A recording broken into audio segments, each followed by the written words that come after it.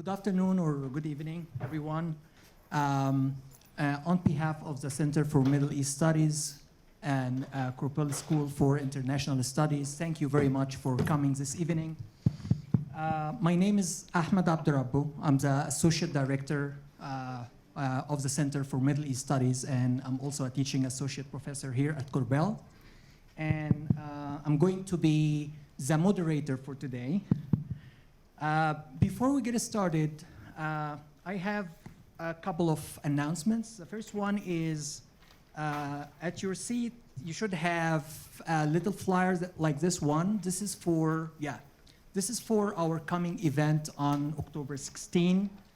And you need to, you have a little barcode over there, and this is the easiest way to register for this event.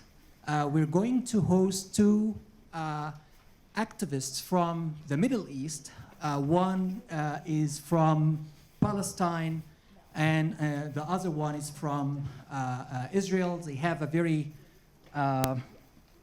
interesting, in a painful way, a story as Mr. Aziz Abu Sara, a Palestinian activist. He lost a family member killed by Israel Defense Forces before October 7, and Mr.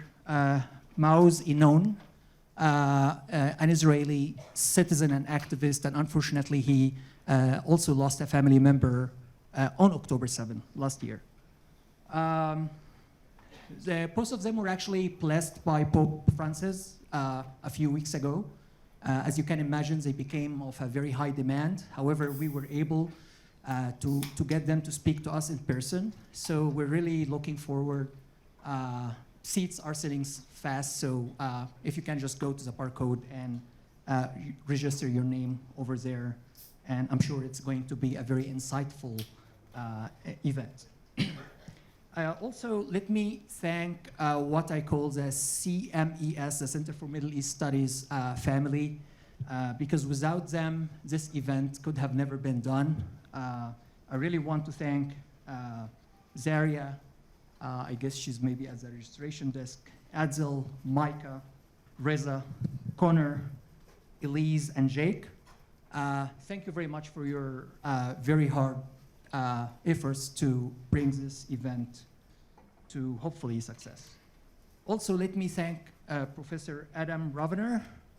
Where is Adam? Oh yeah, here we go. And the Center for Judaic Studies for being too generous with us and for also co-sponsoring this event. Thank you, Adam. I have a few written ground rules. I'm not going to read them all, but just, very brief idea that this is just an academic platform. This is not a political platform. We're definitely talking politics, that's for sure. And I know some of us are very connected personally at the personal level. So for us, politics is personal as well. And what's personal is politics. But I would highly appreciate that if every one of us is abide by the rules, and it's as simple as we will not tolerate any action, spoken or physical, that may interrupt this event.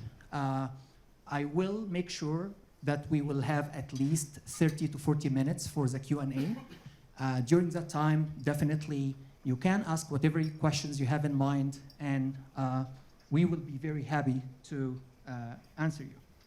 Now, let me set the stage for where we are at today. Today is September 24. I was trying to make my own calculations. Maybe it's poor, but per my calculations, it's day 354 since Hamas attacks on the southern district of Israel, October 7 last year. The attacks that killed at least 1,200 civilian Israelis, injured so many others, and ended up with the capture of more than 200 hostages, of which we think, because we're not sure, but we think that at least there are 100 of them are still in Gaza. We don't know much about their conditions, but we can definitely imagine it should be terrible conditions. And based on my discussion with some people who made it recently to the region and to Israel, they all shared this experience of like life is never back to normal. Many people are traumatized and the conditions are not stable, which you can definitely expect in a war environment like the one we are at right now. Today also marks day 354 since Israel military operation in Gaza, which to date has killed more than 41,000 Palestinians, 70% of which are women and children according to the United Nations, in addition to more than 600 in the West Bank. As you know, Gaza Strip is one of the highly densely populated areas in the entire world, and definitely just like Israel, it's not the same place it was on October 6, 2023. We're talking here about some numbers. 60% of homes have been destroyed. Around 2 million people are displaced, and the health system has been decimated. Schools, churches, and mosques are destroyed, and the economy definitely is not almost there. We're talking about 90% unemployment in the labor force in Gaza.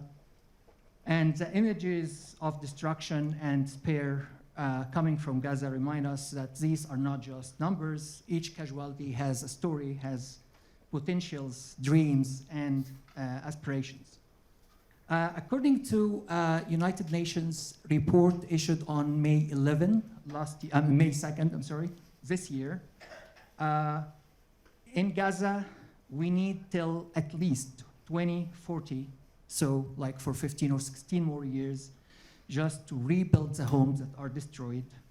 And the Gaza economy needs at least 35 years to be restored to 2023 levels, if and only if we start the restoration now, and it grows at 10% annually. So the conflict has also raised serious questions about violations of international law, including but not limited to collective punishment by IDF to Gaza civilians, targeting densely populated areas, raising issues of disproportionality and distinction.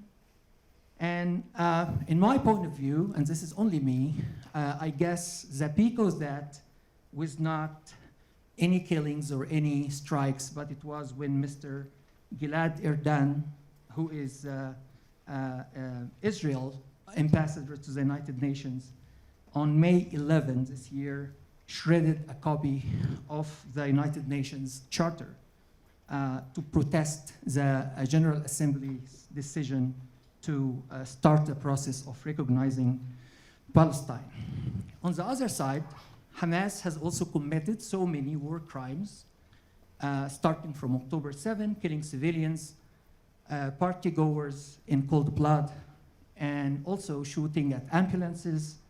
And later, of course, there was this horrific event when 6 Israeli hostages are killed in cold blood in what Hamas described as a new tactic to deal with the hostages, which I guess it suggests that they can kill them if they order to do so, which is definitely a violation of international law. And it's a war crime anyways. So these breaches of international law raise many questions and many concerns. I teach history of international politics here at Korbel. And when I read history, I can claim that when we read about big, horrific events in history books, we always think that these events were avoidable.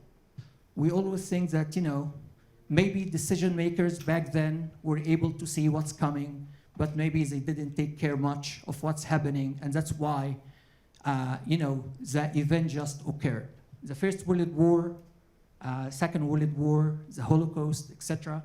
These were all horrific events. I claim that people didn't really see the entire picture back then. It was like little event leading to another, to a bigger one, till, the First World War occurred. The Jewish question was always there since the 19th century. I guess it was neglected, or at least was not taken seriously. Discrimination against Jews was there all the time, but then people all of a sudden just discovered that there is a Holocaust where 6 million people were died, and I'm sure that didn't happen overnight. It took time for, I would claim, for decades, and definitely it could have been avoided, but the problem is, again, we don't see the bigger picture when we're living the day-to-day life. And in my point of view, the level of violations of human rights and international law at this moment is kind of really scary, because it doesn't seem that anybody, I mean, among politicians at least, is really seeing the possibility of a third world war, which I claim could be very possible, even if we don't see that happening right now, because we think it's just a little area. Look how small is Israel, look how small is Gaza. But actually from such little events, big, horrific, terrible other big events can really take place. I remind you that the First World War started just with the killing of the heir of the Austria-Hungary Empire. And from there, it just took us maybe 3-4 months and the entire world was in fire. So today my plan is to discuss these concerns, and there's so many questions that I have. Questions about what happened since October 7 up until now. How our experts are kind of portraying, or how can they help us to frame the current cross-border conflict between Lebanon and Israel and Hezbollah, etc. And also questions about the future. So let me introduce our panel. I will start with Ambassador Gary Grappo. Ambassador Grappo is a former US ambassador, and since 2016, he is a distinguished fellow at the Center for Middle East Studies, and he possesses over 50 years of diplomatic and public policy experience in a variety of public, private, and nonprofit endeavors. As a career member of the Senior Foreign Service of the United States Department of State, he served as envoy and head of mission of the Office of the Quartet representative, the Honorable Mr. Tony Blair, as you know, is a former Prime Minister of United Kingdom, in Jerusalem. He also held a number of senior positions in the State Department, including Minister Counselor for Political Affairs at the US Embassy in Baghdad, Iraq, US Ambassador to the Sultanate of Oman, and Deputy Chief of Mission of the US Embassy in Riyadh, Kingdom of Saudi Arabia. During his foreign service career, Ambassador Grappo served numerous assignments at the State Department in Washington, D.C., as well as in positions in many countries. I have them written here: Nicaragua, Portugal, Jordan, Saudi Arabia, Oman twice, Iraq, and Jerusalem. In the later post in Jerusalem, he negotiated with Israelis and Palestinians for the quartet. Next, it's my pleasure also to introduce Dr. Aaron Pilkington. He is the most recent Korbel PhD graduate and an Air Force analyst of Middle East affairs. For over 2 decades, Dr. Pilkington has provided analysis and assessments for senior government officials and policymakers, and has trained US and partner analysts on foreign capabilities, tactics, and strategy, and on structured analytics methods. Just prior to embarking on his PhD program at Korbel, Dr. Pilkington led a team of analysts responsible for performing threat and risk assessments for all US airfields in the Central Command area of operations. At Korbel, Dr. Pilkington's research explored how the threat of post-9/11 US foreign policy and military operations in the Middle East prompted the Islamic Republic of Iran to adopt a new comprehensive counter-strategy enabled by North Korean cooperation and mentorship. His dissertation is the first to trace the institutional development of the Islamic Republic's passive defense strategy. Dr. Pilkington will soon join the faculty of the Military and Strategic Studies at the Department, of Strategic Studies Department at the U.S. Air Force Academy, where he will instruct officers, cadets, on the causes and consequences of U.S. foreign policy in the Middle East and on military and national security strategies of the Middle East states, primarily focusing on the Islamic Republic of Iran and its axis of resistance. What a timing. I also have a disclaimer from Dr. Pilkington. All of his views today and opinions are his own and do not reflect the official position of the Department of the Air Force, the Department of Defense, or the United States government. Last but not definitely least, Professor Micheline Ishay. She is a distinguished professor of International Studies and Human Rights at the Josef Korbel School of International Studies at the University of Denver. She is also the director of the Center for Middle East Studies and was founding director of the International Human Rights Program at DU. She is the author of and editor of half a dozen of books, including Internationalism and Its Betrayal, The Nationalism Reader, The History of Human Rights, The Human Rights Reader, The Levant Express, The Arab Uprisings, Human Rights, and the Future of the Middle East, which published by Yale University Press in 2019. Her books have been translated into multiple languages and published in second or third editions. She was a visiting professor in several prestigious positions, academic positions, including in Jerusalem, in Abu Dhabi, in Berlin, Vienna, Paris, Italy, Washington, D.C., and she lived on 3 different continents, and notably in the Middle East, and contributed to domestic and international media. So we have a wonderful panel, and I'm sure we will hopefully learn a lot today from their expertise on the region. And if you may allow me I'm going to take my mic and move to the middle to start my first question. So the setting is going to be 3 major questions. I call them rounds. So 3 rounds of questions. Each panelist would get a 5-minute to answer. And also, we may have for each round some follow-up questions or additional comments. And in that case, they will only get 2 minutes to answer. And after the 3 rounds, I'll turn it to you. So you already have maybe some notes. Stick to your seats. You also have some pens or pencils. So you can, if you do, if you feel much more of like writing down your questions, I'll give you a reminder when this is due. So with that, let me start, and I'll start with Ambassador Grappo first. A very general question.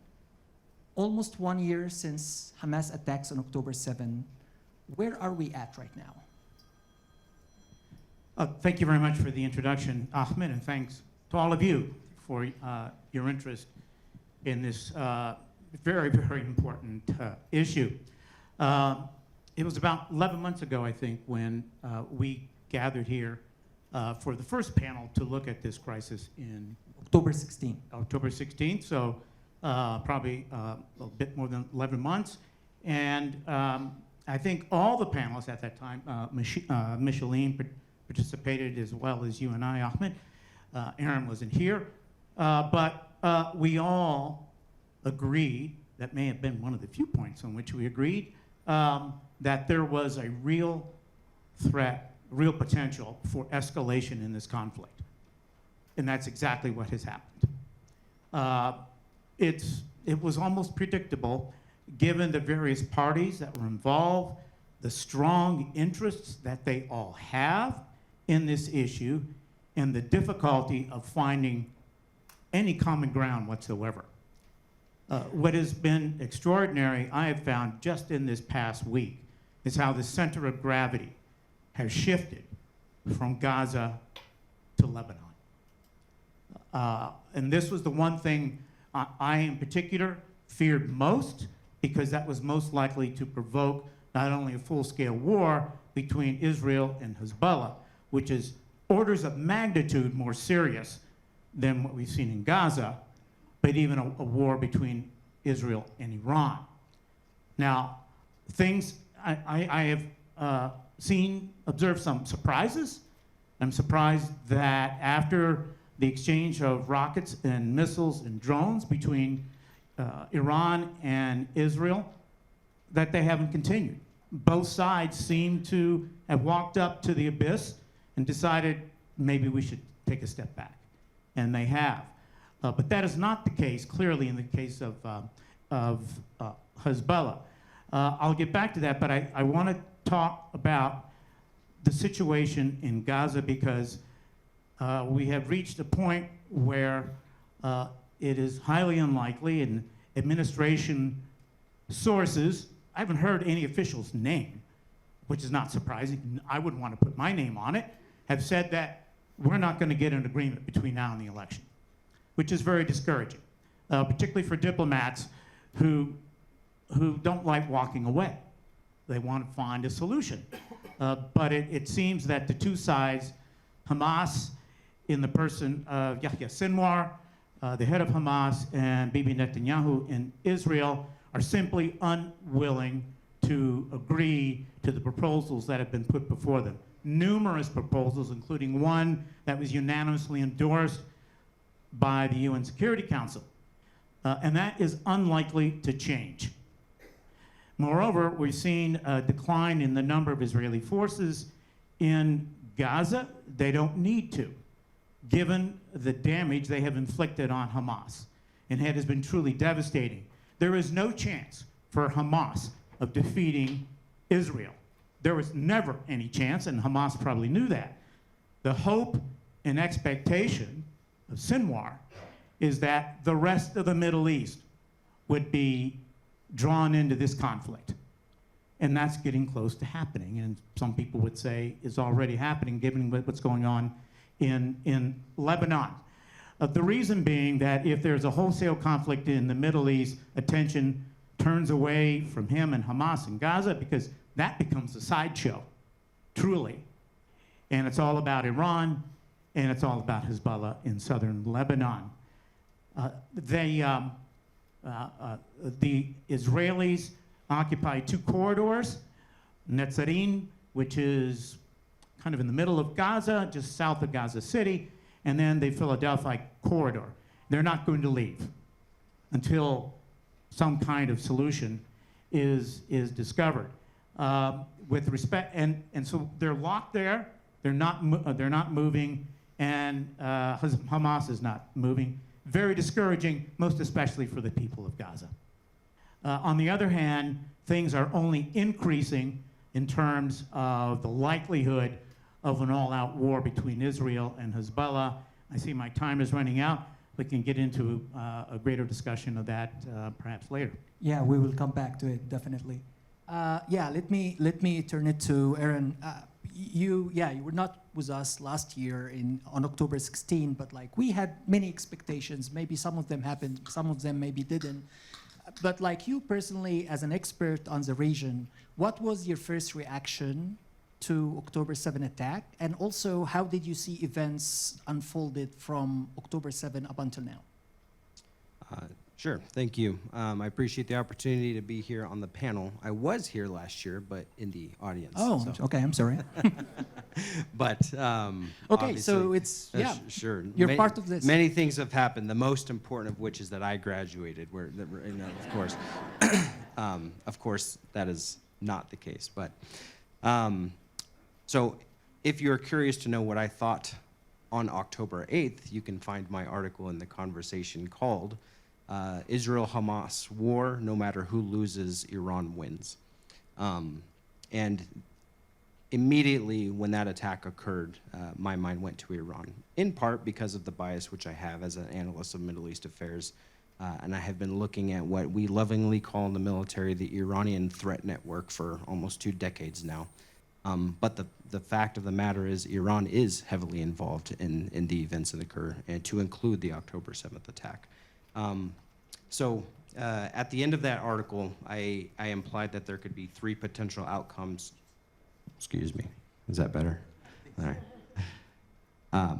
I anticipated that there could be 3 potential outcomes after the October 7th attack, a few of which have already occurred, of course. The first would be that it would be very difficult for Arab states to continue on the path of normalization with Israel in anticipation of what I then termed an expected heavy-handed response by Israeli forces against Hamas and the civilians who would undoubtedly suffer the consequences of Hamas's actions. Second, I hypothesized that if Israel extended their incursion towards Rafah, which of course they had, that the conflict would spread into the West Bank, and that lastly, if no diplomatic resolution occurred, that we would see this expand into Lebanon. And so, not that these things were only foreseen by me, these things were foreseen by many analysts, but these things have certainly come to fruition. And to continue on with the main question, which is, what has happened in the year since, what I would say is that this when you hear different people speak about this conflict, they're always cautioning against the outbreak of potentially a regional war. And what I would say is we're already in a regional war, and this regional war has existed even prior to October 7th.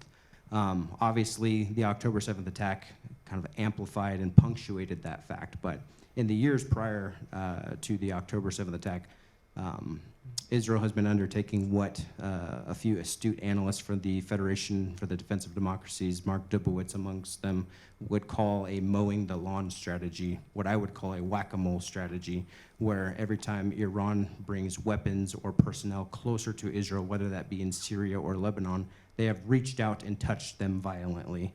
And of course, October 7th would be a heightened, a more pronounced example of that. And for context, we must say that this happened while the United States was trying to push forward the Abraham Accords. And this is, if you're unfamiliar, the Abraham Accords is a series of bilateral agreements between Israel and different Arab states in which they would agree to recognize Israel's right to exist, establish formal diplomatic relations.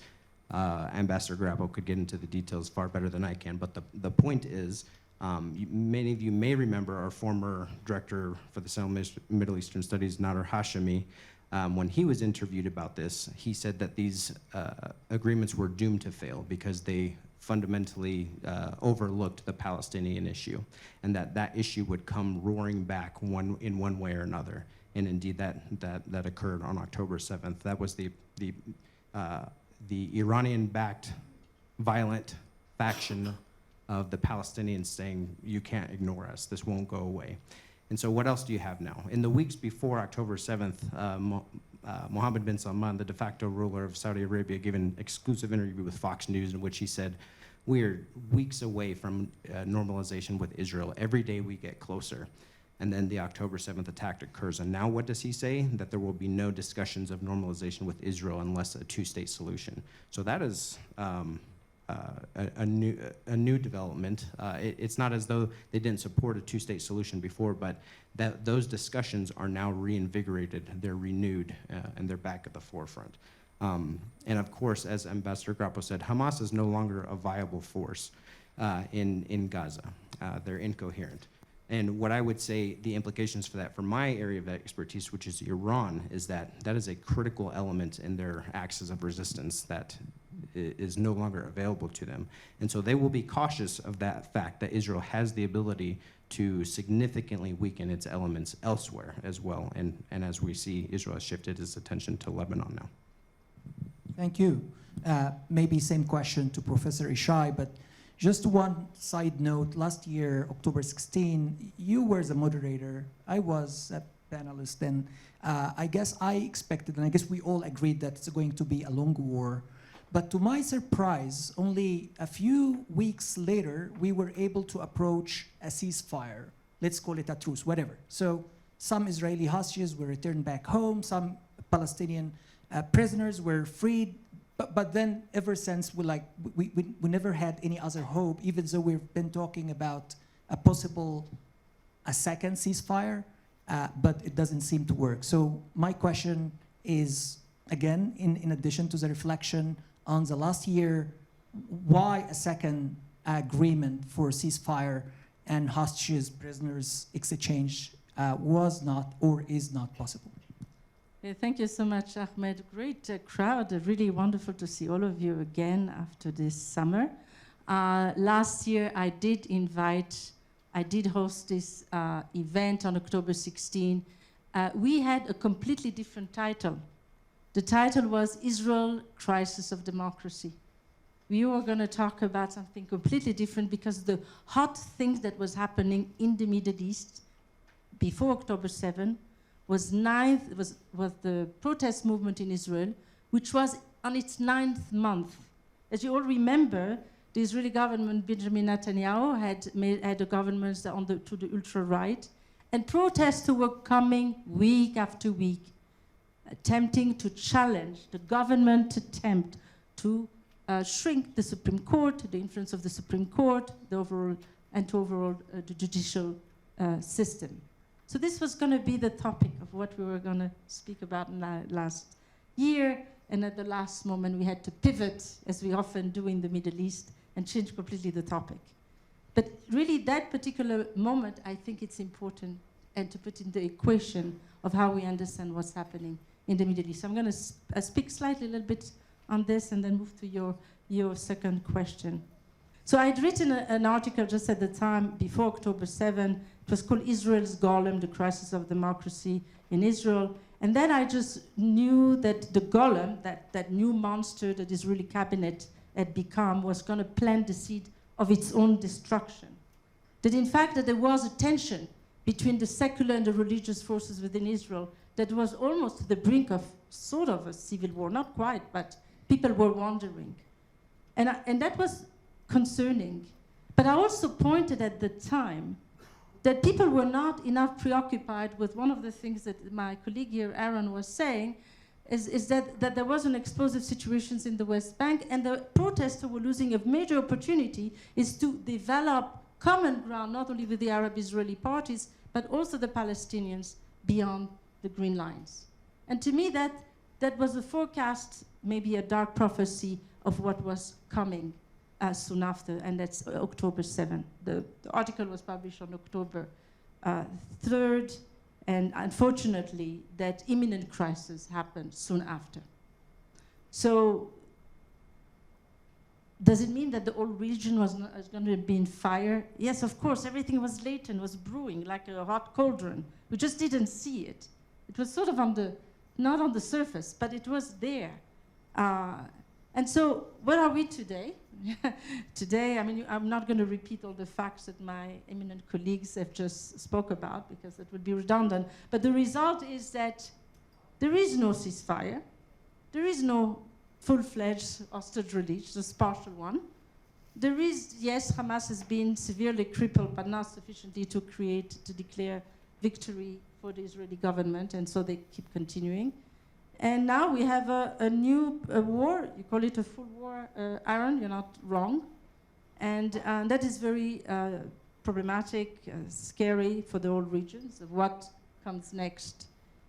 And it's true what you say, Gary. The center of gravity has shifted from Gaza to Lebanon, but it doesn't stop the fact that in Gaza we have a deteriorating situations. 40,000 people died, many of them civilians. A desperate situation that has been created.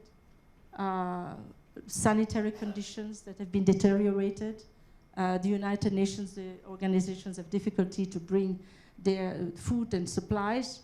A despair that is, we all see it on the news, which is horrifying, difficult to watch. We watch more of it than any other places, but we are watching it, and that makes it extremely difficult. But I was in Israel just a month ago, and I have to tell you that experience was not the most pleasant experience. And if anyone think that there was a sense of victory, just the way Benjamin Netanyahu speaks about, there was no such a thing. A great sense of despair, in fact, agony, visceral morbidity, every parts of life. People just simply dread the next day, wonder what's happening. An Israeli cartoon with people looking up and wondering what is the next retaliation. Would it be Iran? Would it be Hezbollah? What is next? People feel lost, and people talk about that in a sense of dread. And so now, Hezbollah, what's going to happen next? And I have an impression being in my second left that we will get to this. Thank you. And thanks all for keeping the time and respecting the time. Before I go to my second round of like major question, I have just a few follow-up questions, and I'll start again with Gary. Back to this question of like the if we can strike a deal, if United States, Egypt, Qatar, etc., can really mediate between Israel and Hamas to approach some sort of an agreement. When you ask Prime Minister Netanyahu, he's accusing Hamas of delaying this. Hamas says exactly the opposite. The Egyptians are kind of like, okay, we're doing our best to help, but they don't say exactly what's going on. United States, I guess, is at least as far as I know, they kind of like accuse Hamas as well of delaying this. Where is the problem? Is it much more of like the details, the terms of the agreement? How many hostages, for how many prisoners, or is it much more of like more strategic decisions from both sides based on what we've been seeing since October 7th? It's strategic reasons, tactical reasons, and political reasons. For example, in the case of Bibi Netanyahu, some people are claiming that he is simply delaying any kind of a ceasefire until after the American elections, hoping to perhaps get a better deal, assuming Mr. Trump wins those elections. By the way, I want to underscore that were we not in an election year, the U.S. response would be different. It would most definitely be different. Not with respect to supporting Israel. That's not going to change after the election. That doesn't mean we can't apply certain pressures on Israel that the administration may be reluctant to do in an election year. I've just seen that time and time again. It's very difficult to make major policy decisions in an election year. Very difficult. Similarly, it's unlikely that we would engage in conflict unless we really have to, i.e. coming to the assistance of Israel in the event of an all-out attack from Hezbollah. But from the perspective of Sinwar, as I said earlier, he's really hoping, it's his only hope, this is his Hail Mary, that there is a broader Middle East war. That ensures his survival. So to the extent that he can delay a ceasefire, it's in his interest to do so. Netanyahu, there is this claim about his political interests that may or may not be true. Many in Israel believe it. There's also the belief that, as I said, he can cut a better deal with the next U.S. administration. But closer to the issue itself, he is insisting on Israeli IDF presence in the Philadelphia corridor, which is this 8-mile corridor between Gaza and Egypt. It's right on the border where the Israelis claim weapons, goods, money, whatever, personnel have flowed back and forth, both over land and underground. That's true. And that it must be occupied by the Israeli forces. He's also claiming that the Israeli forces have to remain in this Netzarim corridor that I also mentioned, that basically bisects Gaza. And Sinwar wants the complete withdrawal of all Israeli forces, 100%, and the complete end of the war. So you can see that there is very little room, there's no room right now for agreement between the two parties, despite the best efforts of the US, Egypt, and Qatar. And we don't hear much about what they have done, but it pretty much has been a nonstop effort on their part to try and find a solution, at least in the form of a ceasefire. Thank you. Before I move to my second round of questions, and definitely I have so many questions about Iran, but before I do that, I have still a follow-up question to you, Aaron. Generally speaking, from a military, but also from a political perspective, how to tell if one party did win a war or lost a war or lose a war? Like, what are the measures to make this judgment if the war was won by this side or that side? I remember when the war started, Hamas made the statement that this is, at least officially, this is what they said, that this is like, you know, the beginning. This is, I'm trying to recall the exact Arabic phrasing, that this is just the beginning to liberate Palestine from the river to the sea, which means to remove Israel. And Israel said that we have two basic goals. One is to get back hostages alive and sound and healthy, which unfortunately happened partially, but like not that many came back alive. And also they made the statement that they are going to destroy Hamas. So who won this war? If there is any winner or loser? That's putting a lot of pressure on me to declare a winner of this war. Sure, yeah. Well, not to deflect, but you know, in the language of Clausewitz, war is simply an extension of politics. And so victory would be the achievement of your political objectives at the culmination of that conflict. And so if Israel determines that they have achieved their political objectives, then they can declare victory. Now, many of us may remember after Iraq 2003, a certain banner being held up over a Navy warship saying victory. So this is mission accomplished, right? So was the mission accomplished? Did we achieve victory? Depends who you ask. But since you're asking me, I would say Israel's objectives have not been achieved yet. Keeping in mind the disclaimer, so Sure. don't worry. Right. I would say, although there are some preliminary pronouncements of victory and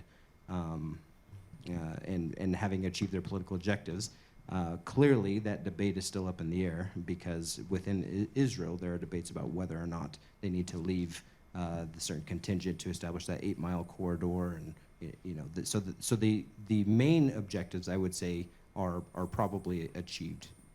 Hamas has not been eliminated, but they are not a viable fighting force at the moment. There's no strategic level coordination anymore. There are individual units running around, probably not receiving direction to conduct coordinated military operations. They're fighting and resisting where they can. But Hamas as an entity is not what it was a year ago. Okay, thank you. And I will stay with you for the second big question, which means you have now 5 minutes to answer me.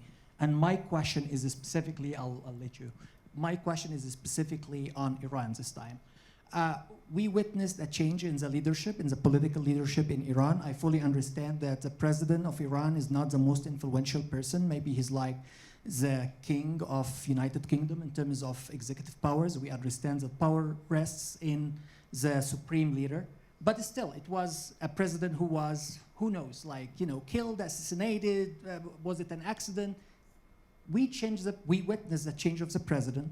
And then many people were kind of waiting for a more assertive action from Iran just to set the tone of this war by, as usual, using Hezbollah as a proxy in the region. And then we started to see a different strategy all of a sudden from Israel, starting from last week with the explosion of pagers, etc., but also starting from yesterday with the strikes on Lebanon. As of now, where does Iran stand? What are the political equation you think Iranian decision makers have in mind?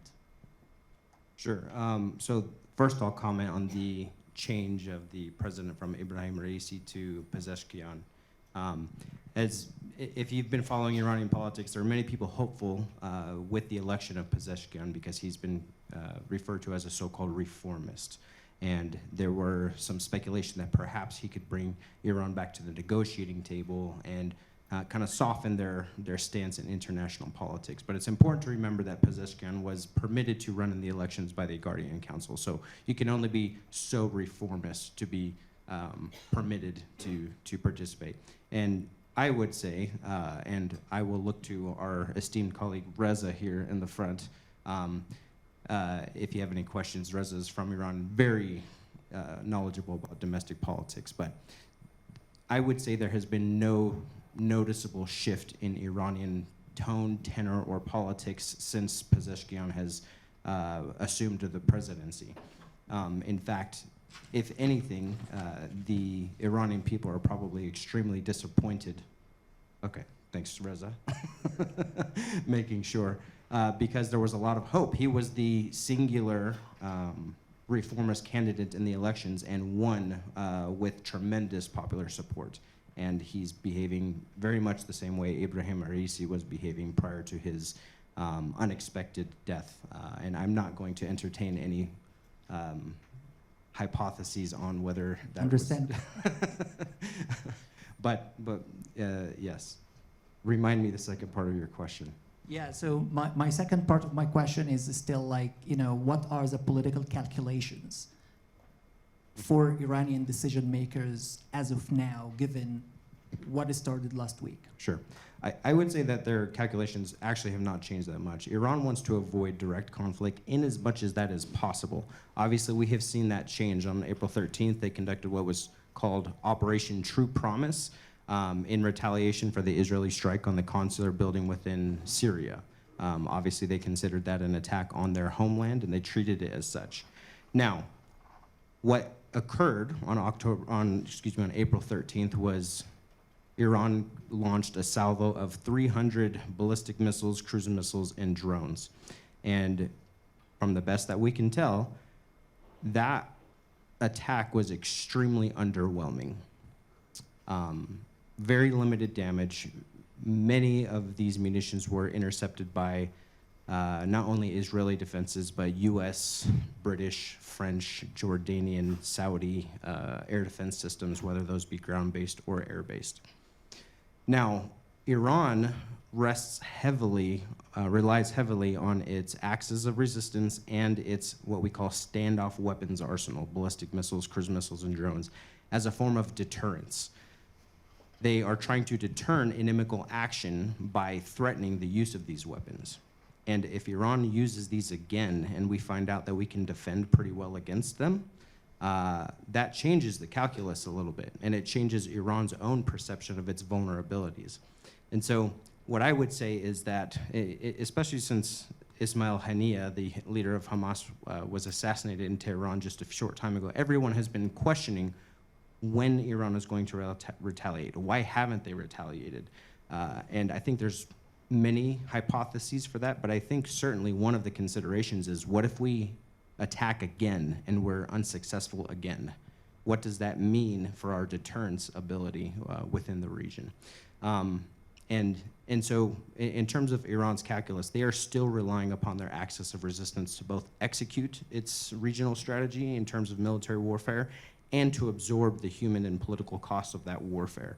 And if they don't exist, that also eliminates another layer. And I'm not anticipating that Hezbollah is going to disappear. Hezbollah is not Hamas, just as Ambassador Grappo said. They have far more numbers, far more firepower. They're far a much more capable fighting force than Hamas ever was or could hope to be. That said, they are an asset, and the absence of them is a tremendous liability for the regional strategy of Iran in terms of its power projection, or what has been referred to as their forward defense strategy. They must be in place to protect Iran from an attack on its own assets within its country. And so where Iran pulled, so to speak, they pulled the trigger on launching ballistic missiles a number of times over the last couple of years, actually. Those attacks have been kind of underwhelming, whether by design or not.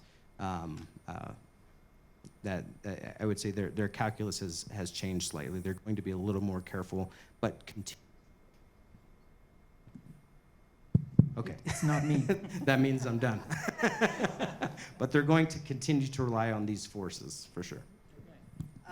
Professor Ishay, first of all, I apologize because I should have given you a chance for follow-up or additional comments, but I can make it up now. You have 7 minutes. First, to answer my question, And then but also, I guess you had a comment from the first round. So anyways, my question is, we can now see a different strategy for Israel in Lebanon and Hezbollah. To me, it seems much more assertive, offensive, whatever we want to call it. We see like at least 7 of the major leaders in Hamas have been killed. Guy number 8 is kind of contested. According to Israel, he was killed yesterday. According to Hezbollah, he's not killed. He's sound, healthy, anything. But like, when we have as many of those very top senior leaders just next to Hassan Nasrallah in the leadership of Hezbollah, is that really a different strategy? What Israel is looking for by trying to show and to project power and assertiveness on the Lebanese front? Well, just let's set the context before I respond to this question. So first of all, the first 3 goals that the Israeli cabinet, or at least the one dissolved but still ongoing, it's first of all to bring back the 200,000 or less displaced Israeli back to the northern borders. That's number 1.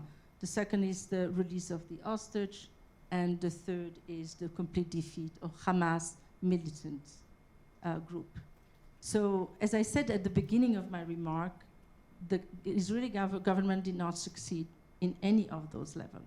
They didn't bring back the hostages, few of them in November, and that was a respite moment. Because everybody knew, by the way, that was your first question, everybody knew that not all hostages would be released because the hostages are a shelter for Sinwar. So the moment that you release all the hostages, there'll be no way to protect the Hamas and Sinwar, the high commanders of Hamas. So that was quite clear. That was sort of a game that was not going to be taken seriously until the end. So just some release, but not the full-fledged release. With respect to the defeat of Hamas, we know it's ongoing and did succeed from the Israeli government perspective. And with respect to the last point, which it's the new goal, how do you return those Israeli displaced within Israel back to the northern border would require weakening Hezbollah, which, by the way, since October 8, not October 7, but October 7 daily has launched rockets against Israel. So that has been the goal. You might say excessive, not excessive, this is a different conversation, but that is the stated goal of the Israeli government currently.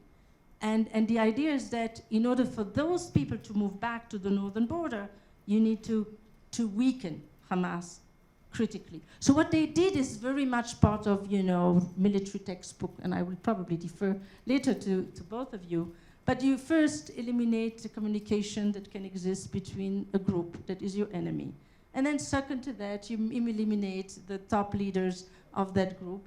And then third, you're trying to just eliminate the weaponry, the rockets that are launched, right? That's pretty much the textbook that usually people will be using. That's what the Israelis are doing currently. And with the goal, the one goal, to make sure that they will be redeploy their populations back to the northern border.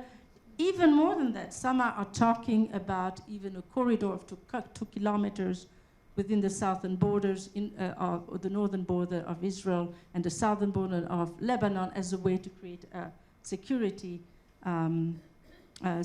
corridors that used to be the one that used to be in place back in 2006 and even in 92. So is that a part of the question that you were asking me? So what's the goal? If you wanted me to continue, because you give me 7 minutes, so let me go. So if you wanted to continue. Do you all know about that movement, Hezbollah? Is that some group that you heard about before this war? Because if not, it's a very interesting group. I mean, I just was thinking about it the other day. It's called the Party of God, it emerged during the Lebanese civil war, just toward the end. And it gained traction after the Israeli occupations of 1992. And you know why the Israeli occupied the southern border? Because initially, they were attempting to attack the PLO, which was launching a rocket against Israel. So what they did is they went to Lebanon, and then they withdrew from Lebanon, but they stayed in the southern border. And they stayed a long time which upset the Shiite populations for a very long time. And then that's the reason why Hezbollah gained traction and strength and succeeded in mobilizing the religious Shiite populations in the south of Lebanon. So what happened to that group? That group, first of all, ideologically is very much for all its loyalty to Iran, unconditional.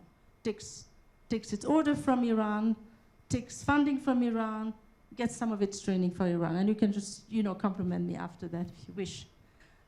The training of Hamas also happened and occurred also in Lebanon, and Hezbollah was very instrumental in helping in that process. Now, having said that, this is a curious group because I have to figure out why, during the Syrian civil war, Hezbollah, which claims to be a supporter of Hamas, the Palestinian, did something quite awkward. In fact, they support the Bashar al-Assad regime. You know that guy in Syria. Okay, you do. And do you know what he did, Bashar al-Assad? Very interesting. Bashar al-Assad, the first day of the Arab Spring in 2011, decided to attack Deraa, then Adirat, and then Yarmouk. You know where those places are? They're heavily inhabited by Palestinians. All those three. So, 1 minute. Oh, you gave me 7, you forgot? Super. So, just briefly. Those 3 places were heavily inhabited by Palestinians, and Yarmouk in particular was a place of siege by the Syrian government. But the people who actually supported Bashar al-Assad was Hezbollah. Hezbollah. And you know how many Palestinians were there in Yarmouk? 160,000. Do you know how many there are today? Guess. 3,000. Huh? About a few hundred, it depends. So it's not that they all were killed, but this is the same group, Hezbollah, which claims supporting the Palestinians in Gaza, which also support in 2011 Bashar al-Assad, which itself was a government that attacked and killed a great number of Palestinians. No, just want to put that on the table. And since my time is off, I'm just leaving. Thank you. Your thoughts? Thanks, Micheline. Just one thing to confirm, it's actually official that Hezbollah's loyalty is for Iran. It's written in the Arabic, at least in the Arabic charter of Hezbollah. So it's not something that we have to guess or we have to, to tell some secrets behind the scenes. This is written officially that Hezbollah is loyal to Ayatollah, like the supreme leader of Iran. It's written in the Arabic language charter. I'm not sure about the English translation, if it's written that way or not, but at least this is the Arabic. I can confirm this is the Arabic interpretation. I'll come back to you, Aaron. I know you have maybe a follow-up, but before that, Gary, we always talk about Lebanon, Hezbollah, Iran, Egypt, Israel, Netanyahu, Hamas, so on and so forth. But where do Arab Gulf states stand in this?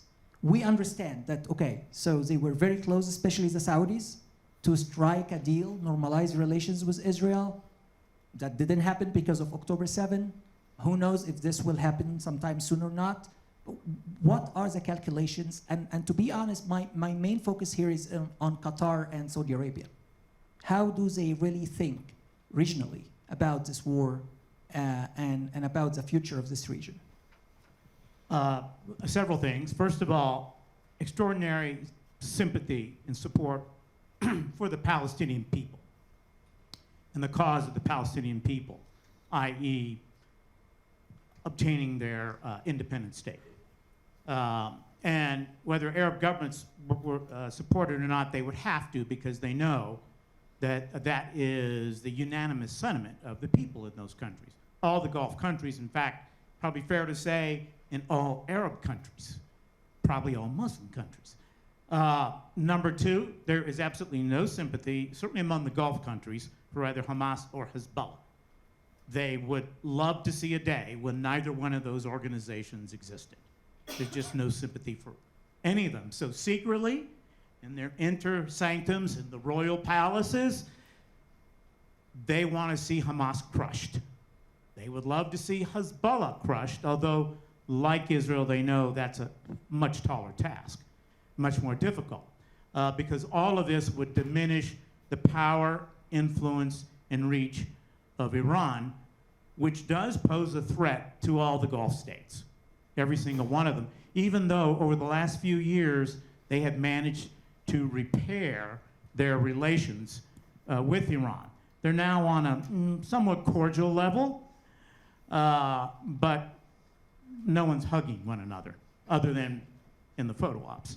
So no support for these movements, but no public support for the state of Israel either. The closest that we have seen is the United Arab Emirates, which of course did sign the Abraham Accords several years ago, I think 4 or 5 years ago, and despite public pressure, refused to break away from those accords. No, we signed a deal, we're continuing with our normal relationship with Israel, particularly on the business, technology, health, intelligence sharing.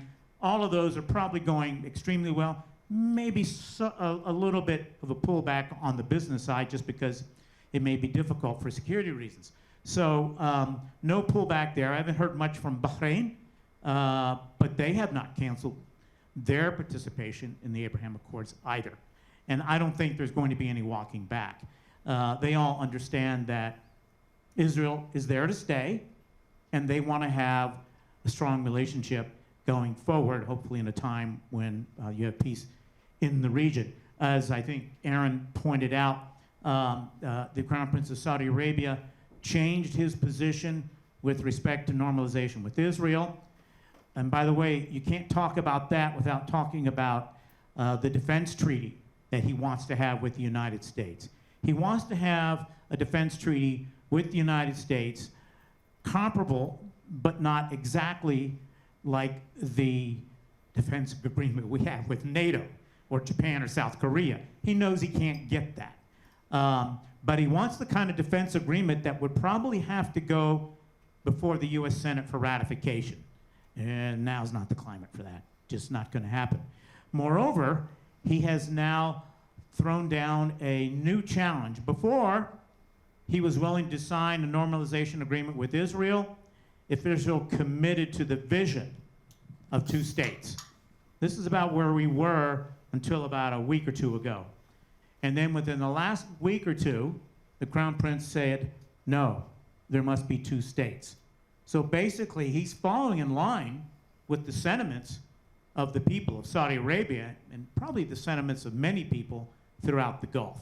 So that's a sea change. It's not getting much attention because the likelihood of this normalization agreement, Saudi Arabia, Israel, United States, has diminished considerably as we've seen chances for a ceasefire diminish. So that's where the Gulf states are, and indeed many, many Arab states. This has created a great deal of internal tensions in many countries. You don't hear about it so much, but poor King Abdullah in Jordan, he is sitting on a stack of dynamite, and he knows it. He had 2/3, and I'm being conservative, of that population is Palestinian. And they've had street demonstrations, calls for all sorts of things. For the most part, King Abdullah is honoring his country's peace agreement with Israel, but with extraordinary difficulty. And of course, Jordan is a country that's in perpetual economic crisis.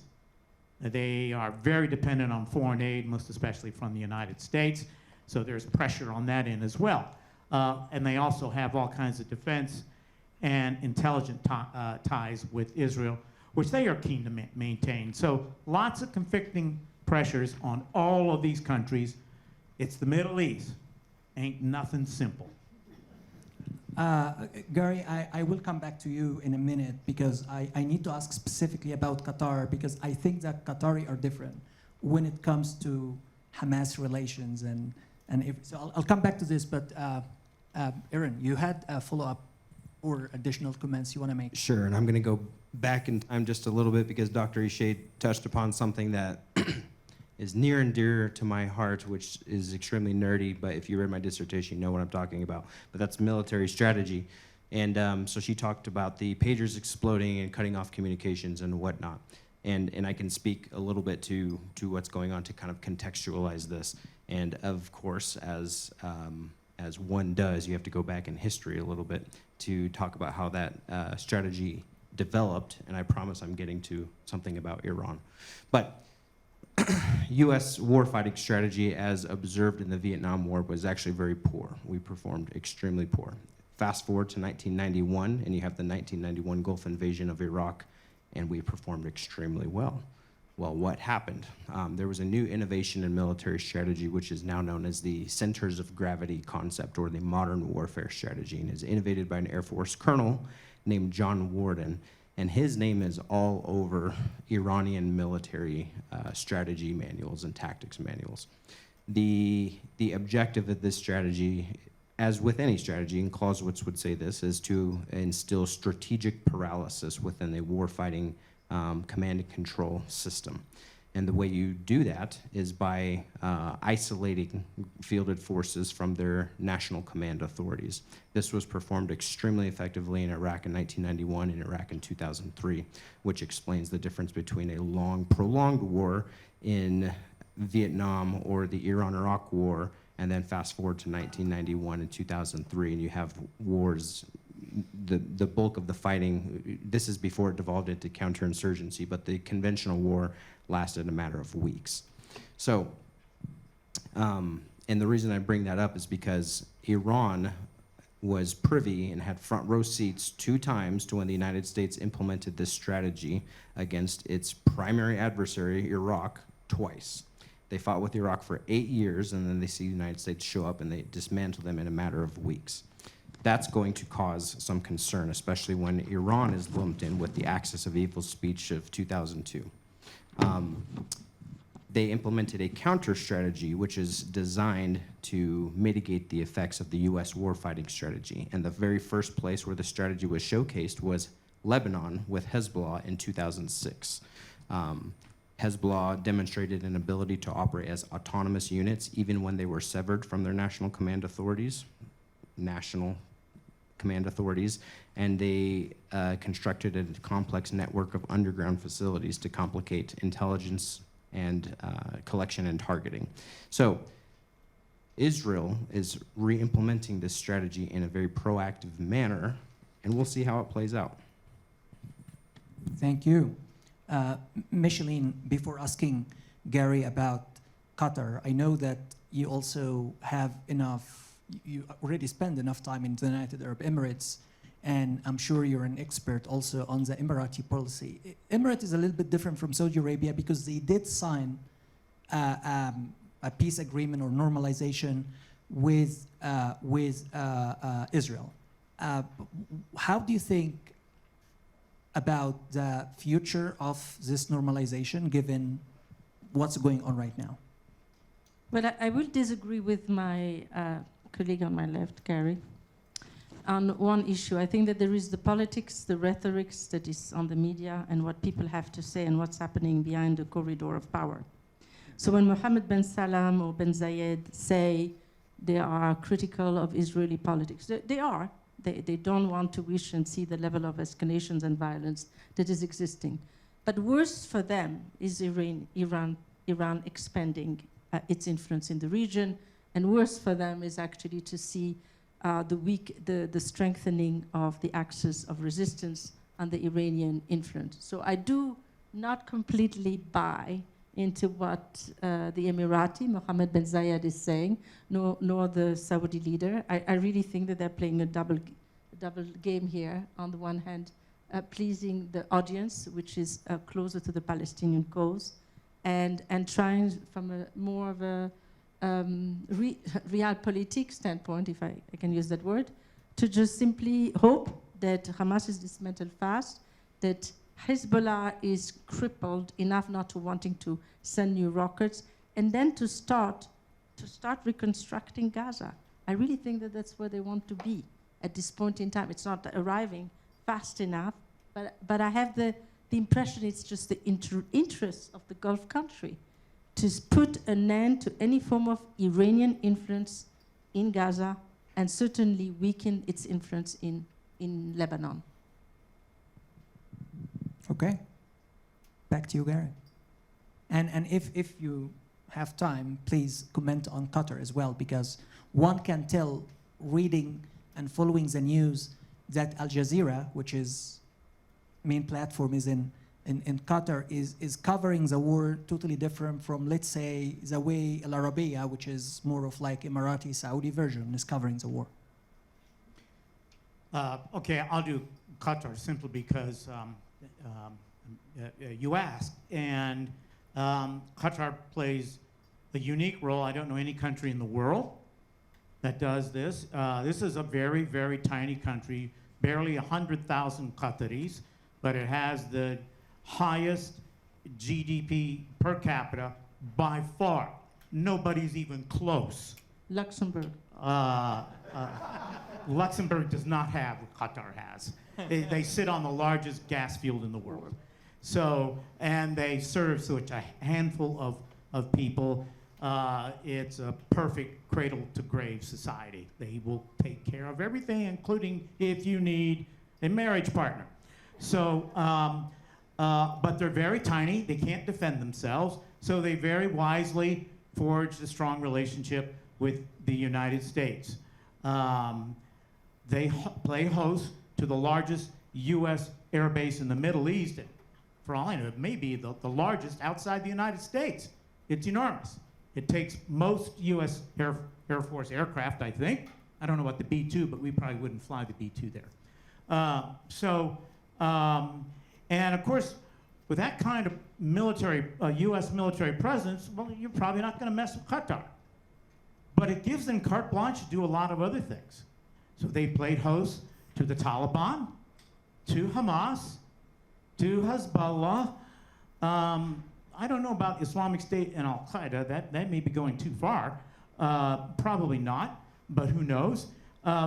They see themselves as the lubricant for those parts that don't fit anywhere else on the planet, like Hamas, like Hezbollah, like the Taliban. And they play that role very effectively.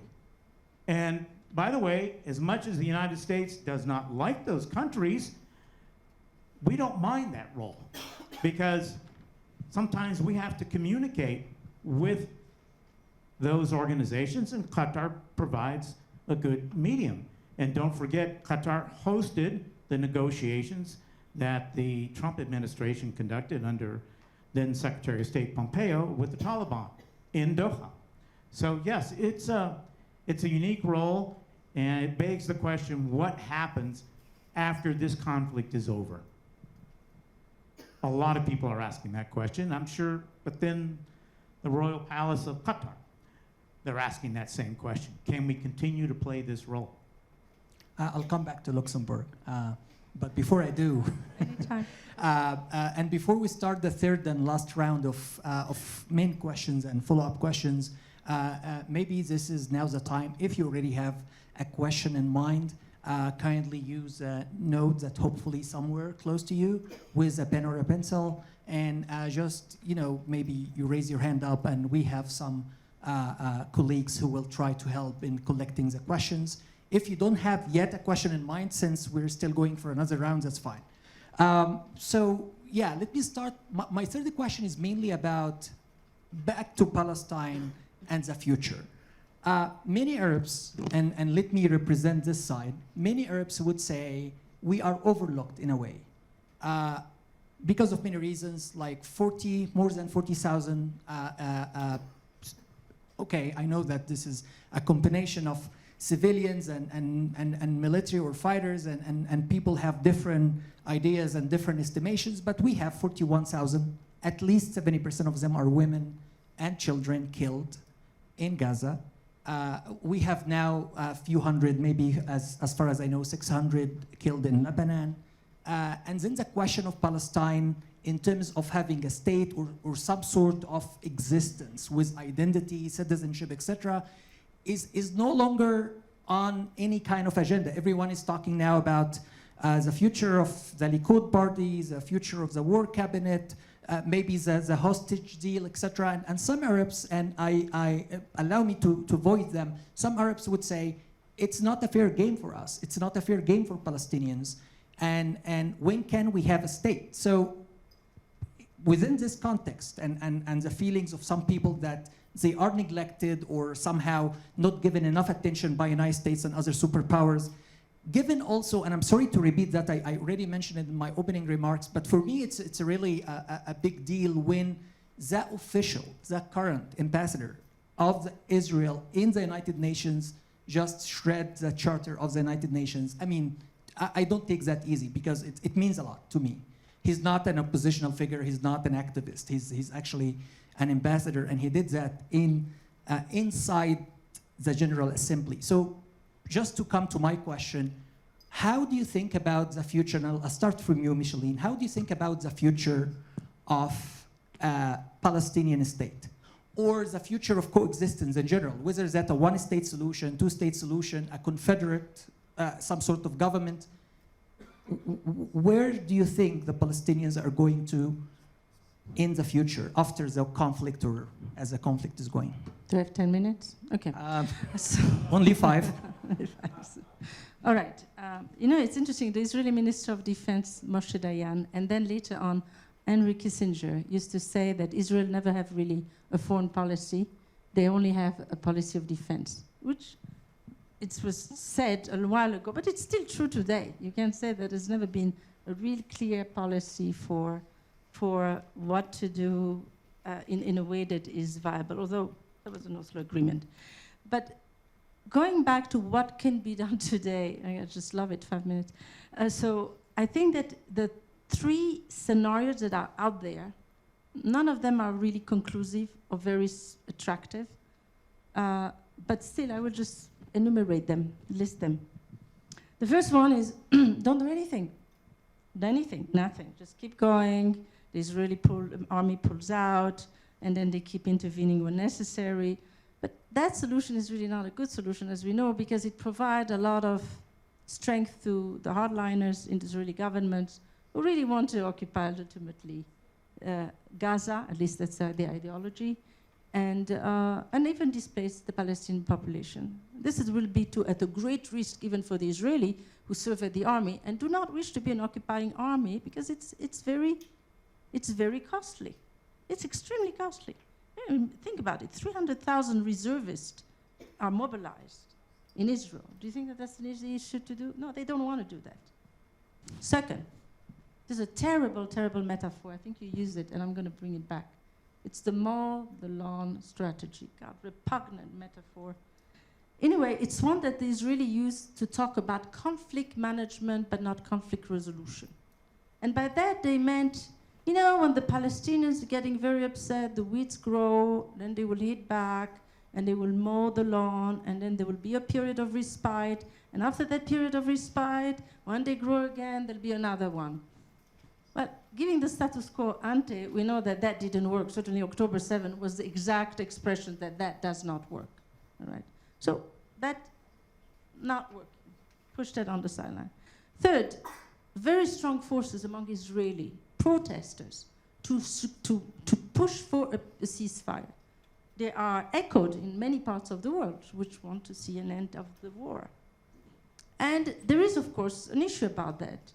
To what extent would the Israeli government allow that to happen when Hamas is still alive, still just operating underground, even crippled, but still nonetheless operating and not yet declare its defeat, and when the hostages are used in order to protect them. So a difficult solution, nonetheless an important one. There should be a ceasefire, there should be an end in the conflict. How exactly it happened, it's not clear. There was a floating idea, however, that I don't think it gained traction because now we're in a war in Lebanon, in the region, which was to provide an exit strategy to Sinwar and his sycophants. And that would just resolve the problem. There could be a surrender, and then everyone gets back to the process of peace, of some form of peace. But peace, Ambassador Grappo, is not so easy, as you know. And we know that since 1993, there was an Oslo agreement that it failed. And the reason why it failed, it doesn't mean that it won't fail again. the problem that was then can be also the problem today. I like the idea, don't misunderstand me. I think it's a great idea. But if it's not addressed accurately, it's going to be another problem. And so, what were the problems then? There was a number of them. We know what the Clinton administration thought of the problems, but the problems that really were just plaguing the two-state solutions was not just the issues of the settlers in the West Bank, which, by the way, have doubled since in the West Bank, created those big cities, making more difficult for them to extricate themselves from the West Bank. Another problem is the fact that there is a continuing divisions between Fatah and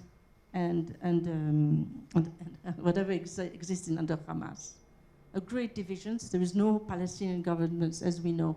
Then there was, now there isn't, and that makes it even more difficult. A great discrepancy, economic, security, cultural, between the two people, which creates, of course, a place for, it's marred with problems, that particular discrepancy. And one thing that nobody talks about, which I always found fascinating, and perhaps Gary can tell us, Mr. Grappo, Ambassador Grappo can tell us about it, yes, I won't forget, can tell us about why in 7 years from the Oslo Agreement, and the time is not over, why for 7 years there was a real paralysis, that nothing, I mean, it failed. 1993 to 2000 there was a second intifada. What went wrong? And to me, and just 2 sentences on that, and I'll pick back on that, is that the process of transition from Oslo to Camp David II was not sturdy enough. There was no confidence-building benchmark that was sturdy enough, and so the peace process derailed very easily. And if there is a two-state solution, that come back to me, it will need to be to address all those new problems that are now back on the front burner. Okay, thank you. Again, let me remind you that if you have a question, write it down and kindly just, wave it or raise your hand a little bit so our friends and colleagues can, so we have already, okay. So, Jay, can you please help with that? Thank you. Let me go for just a very quick, before the follow-up questions, I still have to ask Erin about the future of Iran. We've seen many uprisings inside Iran, triggered maybe by economic factors, by political factors, maybe some other factors that you know about. And as I know also from Reza, who's another expert on the Iranian affairs, and he's always telling me about, how the social fabric in Iran is not as coherent as it looks like, or as the Iranian government is portraying. And I'm going to ask this very sudden question. What happens if the Grand Supreme Leader of Iran dies now? Another great question, putting a lot of pressure on me to figure that 5 one minutes. out. I think the regime is prepared for when the Supreme Leader dies. I mean, there's been discussions. I mean, I have sat at desks within the military before where I was in charge of providing updates to senior leaders on any new update. And I would say over the last 10 years, there's been 3 different times where there was a news report that said the Supreme Leader has died. And I had to run that up the chain, and then we find out that it's not true. But he's old, he's sick, they're prepared for this contingency. Now, the question is the theocratic system, the Velayat Faqih, does it have integrity? Is it strong? What is the backbone? Is it Khamenei, or is it the role of the Supreme Leader? And the role, and let's be honest, the power center within the Islamic Republic of Iran is not just the Supreme Leader, it's also the Islamic Revolutionary Guards Corps, whose raison d'etre is to support the Supreme Leader. So, in my estimation, if the Supreme Leader dies, there's no change. There's no significant change in the trajectory of Iranian politics. The next Supreme Leader will be made in the image of Khomeini and Khamenei, and there will be no radical change. Now, who will that be is the big question. I think most people think that it will be his son, Mojtaba Khamenei, but there are a few other candidates who are, of the same ilk, of the same uncompromising anti-Western, anti-Zionist stance. and that's the lens through which they see the world, which is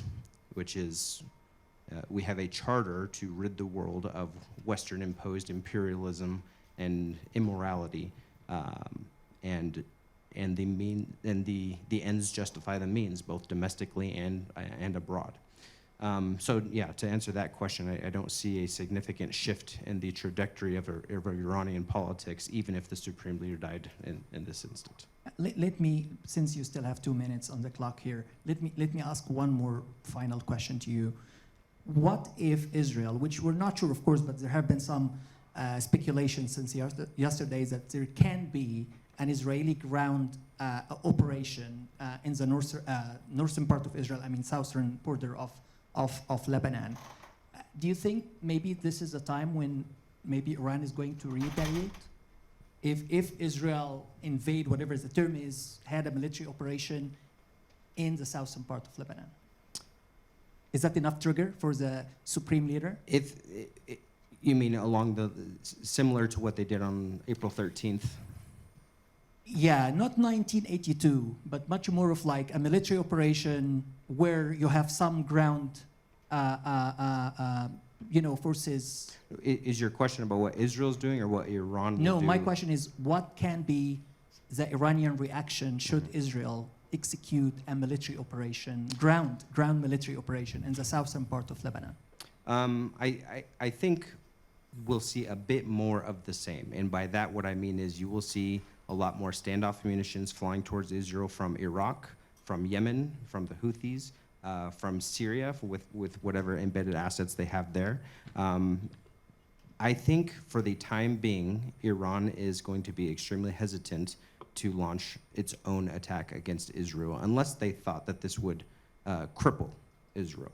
I think right now they're extremely insecure about their ability to inflict damage, not just based on Israel's own defenses, but the coalition of countries who are willing to shoot down things flying from Iran over to Israel in their own territory, and that includes in Jordan, in Saudi Arabia, and elsewhere. Now, the real concern, and I kind of alluded to this before, is that Iran is extremely reliant upon its ability to sustain a deterrence ability against attacks against itself. My concern is what happens if Iran begins to believe that countries will no longer be deterred by its axis of resistance or its arsenal of ballistic missiles, cruise missiles, and drones. And that's when you start to consider whether or not Iran would push forward towards developing a nuclear weapon, because that would restore deterrence.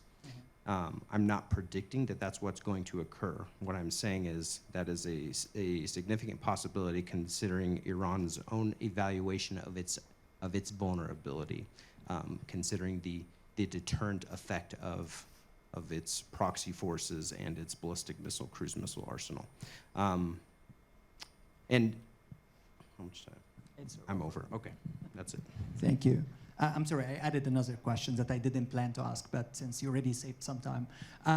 Gary, I'm not asking you who is a winner in the coming presidential elections. In here, I'm just going to ask if we expect any change in the US foreign policy if the current vice president make it, or versus if the former president make it, towards the Middle East, I mean.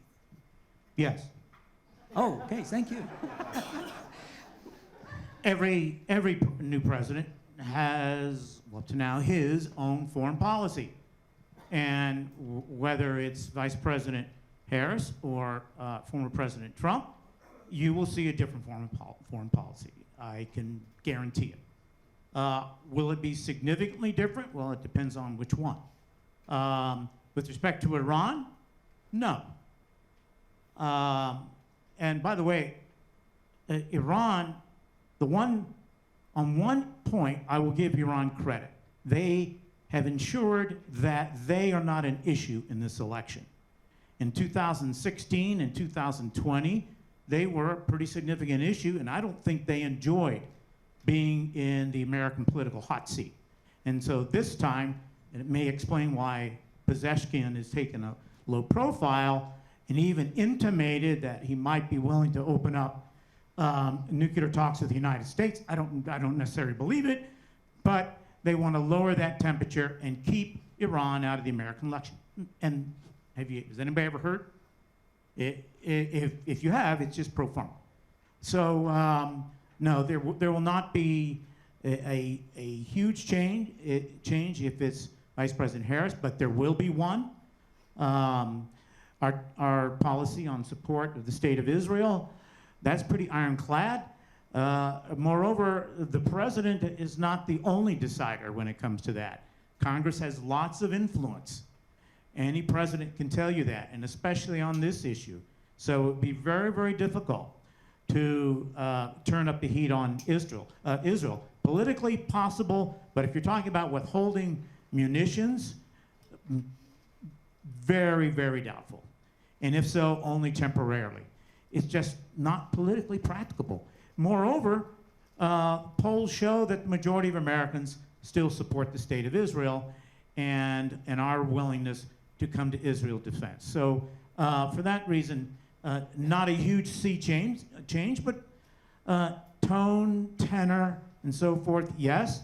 And of course, we never know what will happen behind closed doors, because I've been behind closed doors and I've heard secretaries of states and presidents deliver tough messages to our best friends, ostensibly. And so that can be done, but it'll never get out in public. And for a close ally, you might want to say that's not a bad thing, but they need to know where we stand.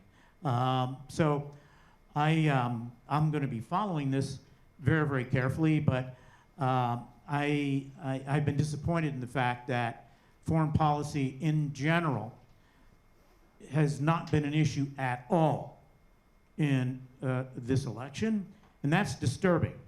If any of you have a chance, Google the Commission on the National Defense Strategy. This was a bipartisan commission of former members of Congress. It says 2 minutes. Former members of Congress, former senior officials in the U.S. government, academics, and so forth. And the things they say in that report are very, very chilling with respect to America's ability to defend itself in the event of another war, given the lineup of adversaries that we face: China, Russia, Iran, North Korea, and then a lot of sort of ankle biters out there like Venezuela and Nicaragua, and a few others. So this is a cause for extraordinary alarm, and I'm surprised that none of the candidates are addressing that issue, because it's very, very real, and we have learned the reality of it after Russia's invasion of Ukraine. Yeah, thank you. We will still have time for you to say final statements about Luxembourg, but I guess I promised you to give you enough time for questions. If you agree, I always give my dear friend and colleague Reza the very tough job of reading the handwritten questions, since I'm someone who is a terrible handwritten questions, and so I know this is a tough job. So if you agree, I would give you, Reza, before you read the questions, you have maybe 2 or 3 minutes. If you have any reflections, since I already referred to you, Aaron already referred to you, so you have 3 minutes. And then after that, kindly ask the questions. And then we will answer the questions in rounds. First, please introduce yourself, and 3 minutes to go. Good evening, ladies and gentlemen. My name is Reza Mehra, and I'm a third year PhD student here at Korbel. I was previously a political activist in Iran, and it's been a few years that I've been here, but I still have my deep connections with the society and the country. And I just want to pose a question first, and then complete it with a little bit of an explanation about the question itself. So, to the panel, do you think that the US government and other international actors understand the decision-making process of the Islamic Republic regime in Iran? And if so, do they account for it in practice? And by decision-making process, I mean trying to understand the Islamic Republic regime and how it operates on a different level, trying to understand how they think, trying to understand what they value. Because here's the thing, this is very interesting. On July 31st, when Ismail Haniyeh was assassinated in Tehran, I got in contact with many of the activists in Iran that I knew, and we started talking about the situation. They asked my opinion. And on July 31st, I have this as a written response that I said that I do not believe that a direct retaliatory attack from the side of the Islamic Republic against Israel is neither possible or probable. And there are multiple reasons from the side of the domestic politics and domestic economics in Iran that suggest that this is not possible. But at the time, it's very interesting that in US media or international media elsewhere, there were talks about an imminent attack, many well-known platforms and what do you call it, news agencies. They said that an attack was imminent, it was going to happen within the next 24 hours, it was going to happen within the next few hours, and I was just shocked and surprised. Like, what are we talking about? Because we do not know the Islamic Republic and how it chooses to operate very well to try and anticipate what it will do as a reaction, if there is going to be a reaction. Because the political situation in Iran is very tough. Like we saw in 2022 and 2023 that people were on the streets in literally 214 cities, at least in Iran, openly calling for a revolution. The economic situation is also very tough. Iranians are dealing with unemployment, they're dealing with hyperinflation, they're dealing with economic insecurity, different types of economic insecurities. And the regime simply cannot afford to get into another conflict in the region because of its financial basis. It doesn't have the means to fund a war. And also because it doesn't have the support of the public. Public opinion to the regime in Iran matters very little. But in very specific and particular situations, it actually matters a lot. And this was one of those situations. So I didn't believe that there was going to be a retaliatory attack following the events of July 31st, even as much as what we saw in April 13th.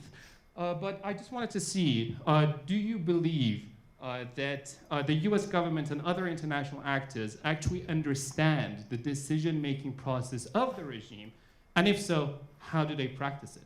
Okay, and let's get 4 or 5 more questions. But I would love to go in rounds just to make sure we have as many questions asked as possible. Yeah, so if you can just kindly read 3 or 4 more. Definitely, yes. So we actually have a couple of questions that overlap. So realistically, what leverage does the United States have over Israel's current government to prevent them from the attacks that they are implementing?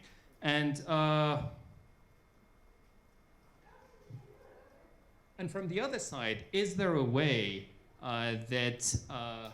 for Israel to truly defend itself without villainizing themselves in the Arab communities? Okay, whoever want to go first.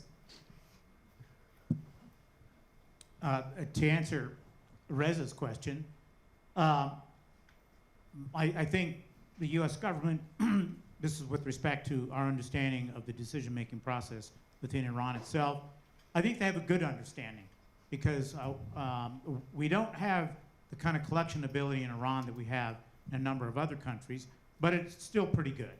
And for those of us on the outside who don't know how our intelligence agencies collect intelligence, it's pretty extraordinary. It's the best in the world, but it's not perfect.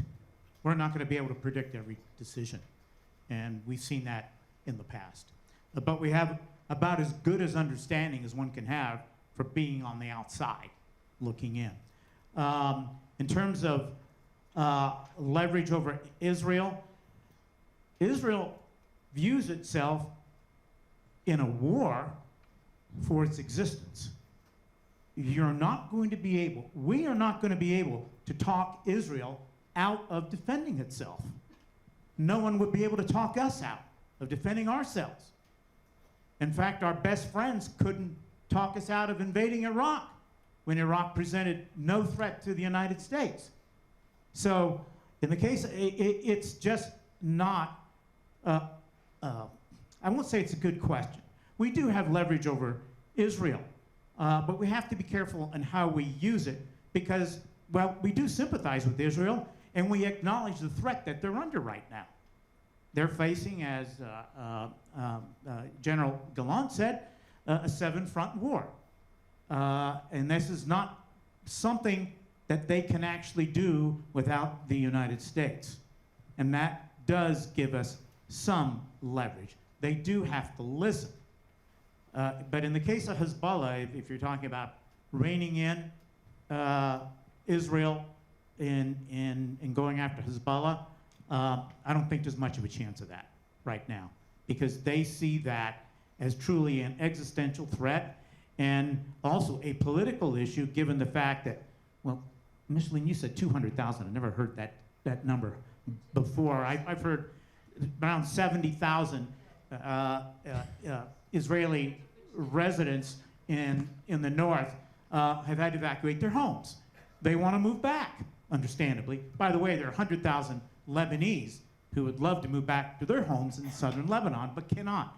So Israel's under a lot of pressure to address this problem of Hezbollah, including by some who just want to, quote, get it over with now, an all-out war. I don't think that's what Israel is planning for, but if they were, then you would see an all-out IDF invasion of southern Lebanon, comparable to what we saw in 2006. Micheline. I'm not going to comment on everything. So, no, I don't think Israel can do anything without continue to be verified. Hamas has won the world public opinion internationally, globally. Israel have lost that particular war. At the same time, there's a lot of forces in the regions and in the West that are very interesting in seeing it winning. Doesn't happen on the popular level, but at the government level. And just to return briefly to what Reza was suggesting about the probable and the possible when it comes to the Iranian government, I was thinking about the popularizations of Iran, you know, how the middle class has been hit so severely. But which made everything less probable, according to your analysis. But it's actually true for all the axis of resistance. All the country of the axis of resistance, including Lebanon, which suffered tremendously after the port explosion several years ago, a really caretaker governments, economic precarity. Think about Yemen, which survived, not even surviving a humanitarian crisis. All those countries, Syria, Iraq, all of those countries that are under the tutelage of Iran cannot make it economically. They are in a really very difficult posture. And that it makes you wonder, why are they coalescing together in that particular war? Maybe because the sum of all of them is better than one. I'm just not sure about that argument. But obviously the economic argument is not one that really stops the escalations of war with Israel. I'll just comment on the first and the third questions. With regards to, does the United States government understand the decision-making in Iran? I would say, first of all, the many people who are asked to speak publicly are not representative of the U.S. government. And those that may have had experience with the U.S. government just may be wrong sometimes. I watched a certain number of public speakers, I won't name any names, but immediately after the assassination of Ismail Haniyeh, they came out and said, Iran will most definitely retaliate within 24 to 48 hours. And then after 48 hours, it was probably within the next week. And then after a week, it was like, Iran is definitely taking into consideration its options, and we will see something in the next month. And of course, then it dies down. That said, I feel like my response was pretty good. That Iran is, evaluating its own vulnerabilities and capabilities in terms of effectiveness. But what I will comment is that the response to the attack on the consular building in Syria was out of a that was an affront to its sovereignty. And if Iran were to attack to the assassination of Ismail Haniyeh, I believe it would be for that reason, and not necessarily because of Ismail Haniyeh. I happen to believe that Iran uses the Palestinian issue for its own purposes, not for the Palestinian people. Iran does not, the Islamic Republic of Iran leadership does not favor a two-state solution. They have wavered on this, but for most of their existence since 1979, they have flip-flopped back and forth. They've taken a hard line against it because if a two-state solution occurs and there's peace, that really takes away a major speaking point against the Islamic Republic of Iran, and they can no longer use that for their purposes. Now, lastly, can Israel defend itself without villainizing itself? What I will comment on is that part of this passive defense strategy I alluded to, within Iran's own military documents, it states that the purpose is to extend the length of war and to increase the level of violence committed against civilians. That is its purpose. And the purpose is to put additional political pressure on Israel or the United States or anyone else. So can it do it without villainizing itself? Probably not, but that is also by design, not just by the actions of Israel, but also by those targets whom the strategy is designed to defend notionally. Thank you. Just one thing that I wanted to add before I move on to the next question. But please make it brief, Yeah, because yeah. we want to move on. I don't think that the April 13th attacks of Iran against Israel, the 300 missiles, that does not say that Iran is very keen on maintaining its national sovereignty, and it will respond if its national sovereignty is violated, because they literally notified any country that was important in the region or in the world that they were going to do this. So that kind of takes away the element of surprise and the attack itself. So I just wanted to add that. But two questions that complement each other. You have all mentioned winning or losing this war. What do you think, what do you all see as the best possible outcome of this war? Is it possible for each party to win in any way? And because some of you might say the two-state solution, most Middle East experts believe a two-state solution is impossible because of the illegal Israeli settlements. How do you see a two-state solution happening? Again, whoever in this round, if I may ask you to limit your answer to 2 minutes maximum. Thank you. It's up to you, whoever ready. Okay, so how does it work? Micheline.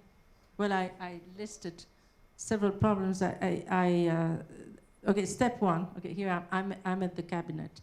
Step one, you figure out an exit strategy for Sinwar, because too many deaths. He has to go. Okay, we got that one. He has to live somewhere. Maybe Iran would be a place where he would be welcome, with some of hundred of militia. Number two, you support the creations of Palestinian governance. One that tried to, young generations of people who care about the coexistence of two people side by side. We don't know yet exactly the detail of that, but that's the first way to go.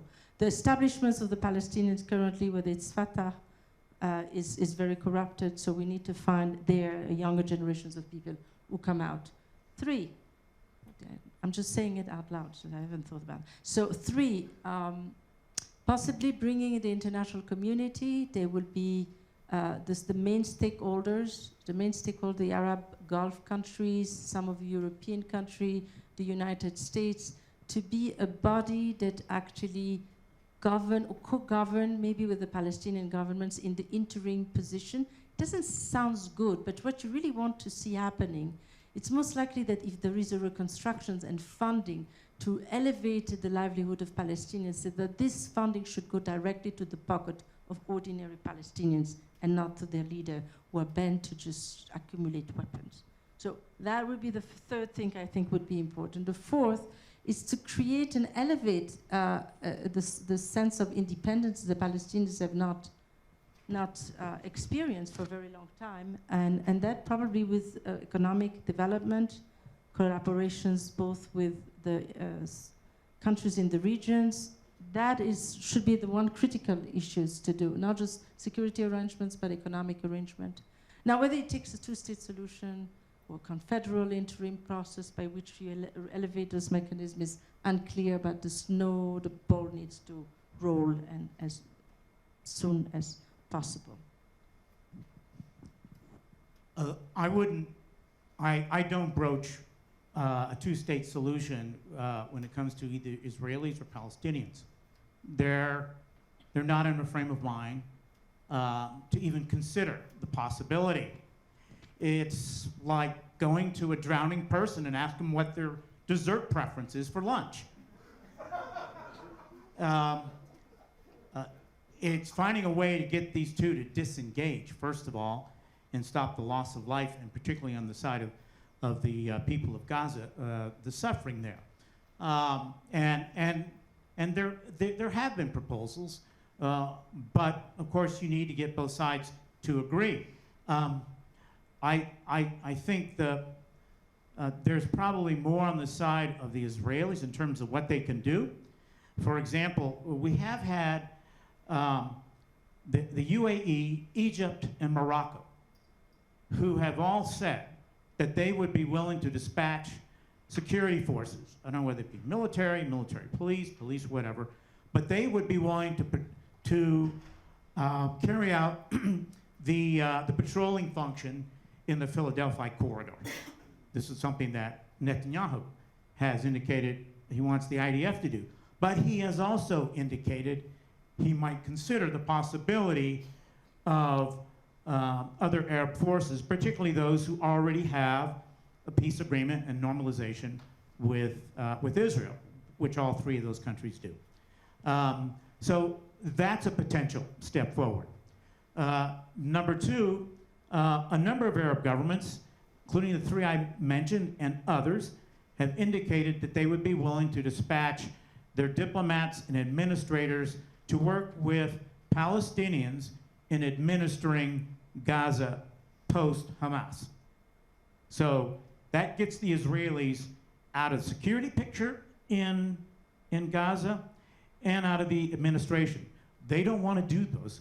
They should not want to do either of those two roles, and I don't think most Israelis want to do those in Gaza. On the hard right, you probably would find a few. And then thirdly, and this is where some really careful diplomacy would need to take place. And I don't think it can happen before our elections and before the outcome is known. But to convince Bibi Netanyahu that Israel has won this war, and just simply declare if Hamas releases all the hostages and all those two other points that I just mentioned are fully understood and accepted, to declare the war over, and the hostages are then released.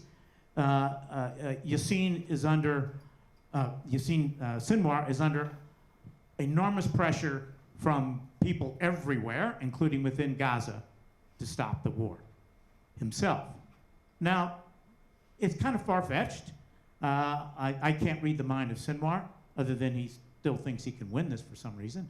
But nevertheless, it puts a lot more pressure on him when everyone, including the Israelis, are saying, it's time for peace. It's time to end this and time to move on. So if you're looking for something to grasp, and this is admittedly a thin reed, this could potentially be it. And by the way, I didn't come up with this. I've thought of some of this, but not all of it. Others I've heard contribute other thoughts. And then it would actually pave the way, or at least open the way, for a lot of outside countries, both in the Middle East, but also here in Europe, to then step forward and start reconstruction in a serious way in Gaza. And that's going to be a mammoth undertaking, probably on the order of, at minimum, $250 million, in my view. Aaron, you have... I only need 30 seconds.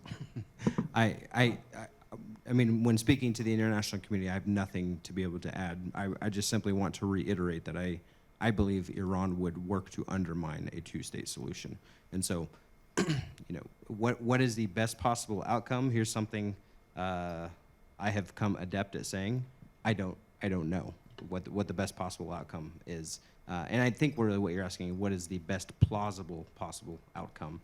And I still don't know. But if indeed a two-state solution is on the horizon, Iran will work to undermine it. Okay, so before, we still have 3 more questions, so I just want to make sure that can you just please read them Yeah. all? Yeah, and then we get the So responses. they've actually got names on them. So this first one is for my dear friend Aaron. What is the scenario of U.S. participation when Israel eventually attacks Iran? And then for Ambassador Grappo, you said that after October 7th, the events after October 7th were very predictable. If so, why wasn't the USA prepared to stop further escalation by withholding military aid, economic aid, and so on and so forth? And then the last question, many experts claim Netanyahu knew about October 7th attack and chose to ignore the warnings. What have you heard through your connections? Okay, so let me start from Aaron. I'm sorry, I missed the second 2 questions because I was so focused on the first question, but I'll just answer that one anyways. So let it be known, I have no special insight or knowledge to U.S. Intentions or designs with regards to a scenario in which Israel attacks Iran. And so I'm not going to speculate about what the United States would do for fear of somebody taking that as gospel truth and you know, attributing that back to me and my bosses, which would not be a good thing.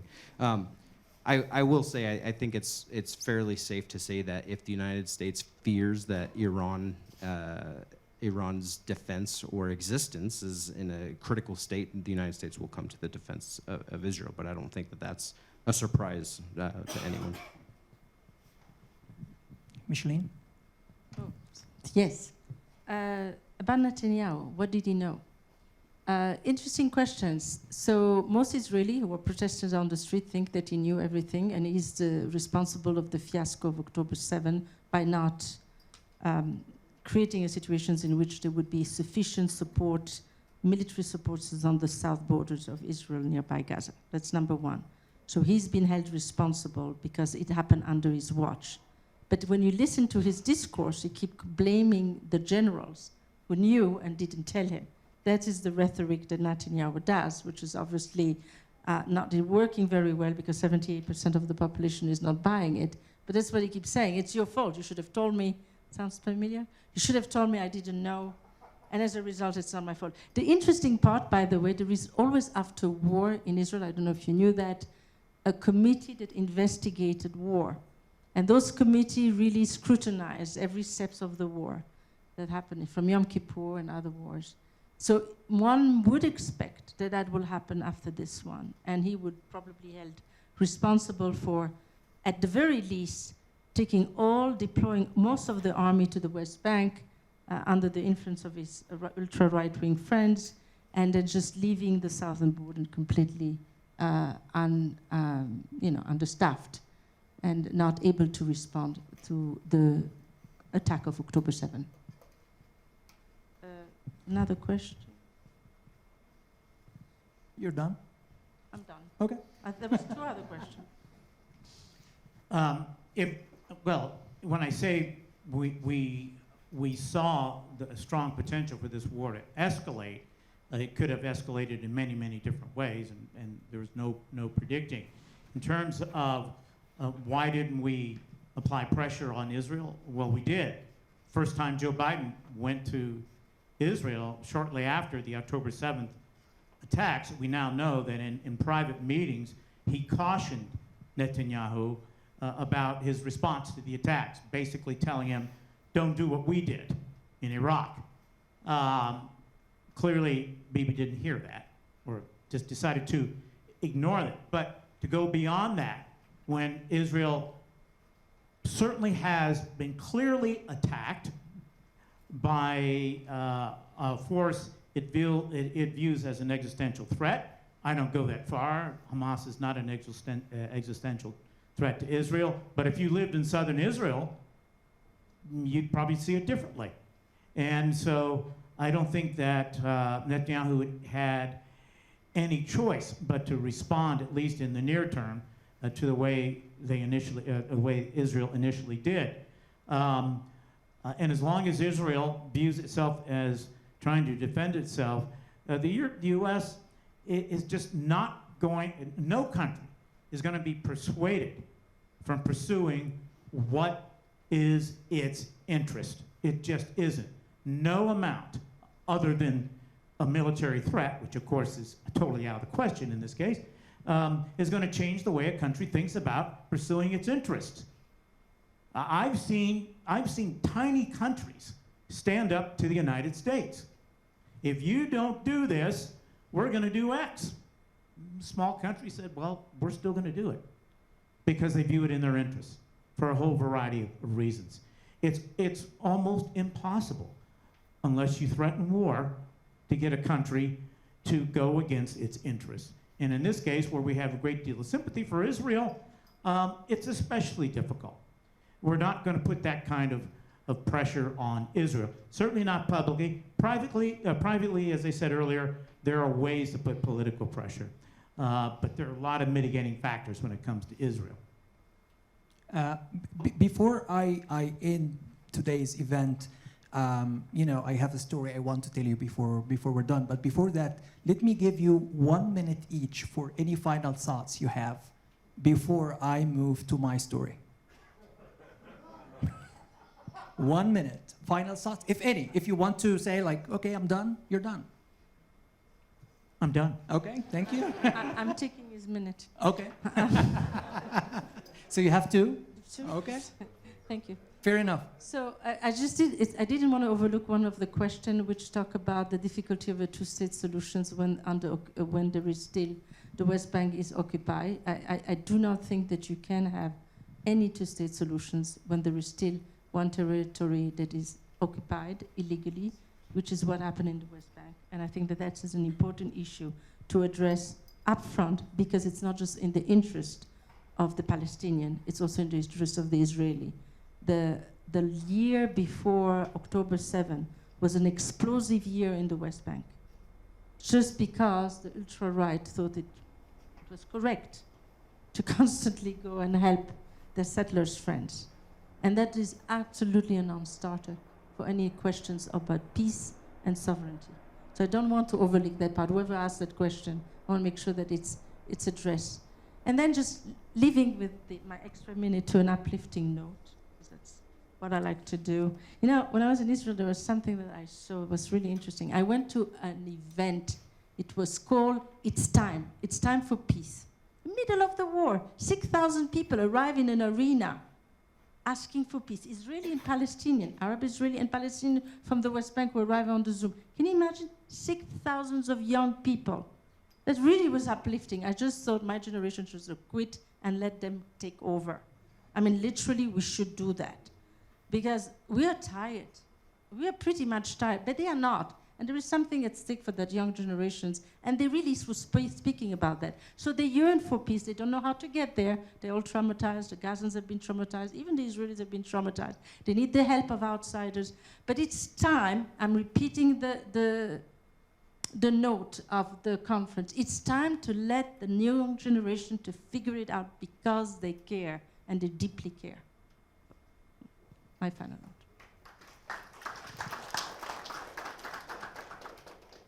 She should have spoken last. You won't applause. You won't applause what I'm about to say. What I would like you to take away is that I think it's safe to say, if not 100%, pretty close to 100% of people in this room want peace. There are people who do not want peace. They do not want this conflict to end because it does not serve their interests. And namely, I'm referring to the leadership of the Islamic Republic of Iran. The same reason why the Islamic Republic of Iran supplies weapons to Russia in their war on Ukraine is the same reason why they supply weapons to Hamas and to Hezbollah. And that is because they are embroiled in as Afshan Ostavar coined it, a war of ambition for the future of the Middle East. And they seek to overturn what they see as the global-led world order led by the United States.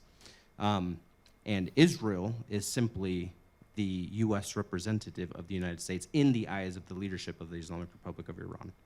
And so that's that's what I would. I'm sorry to end it on such a somber note, but that is the Islamic Republic of Iran leadership views international politics through a lens of conflict, and they thrive on it.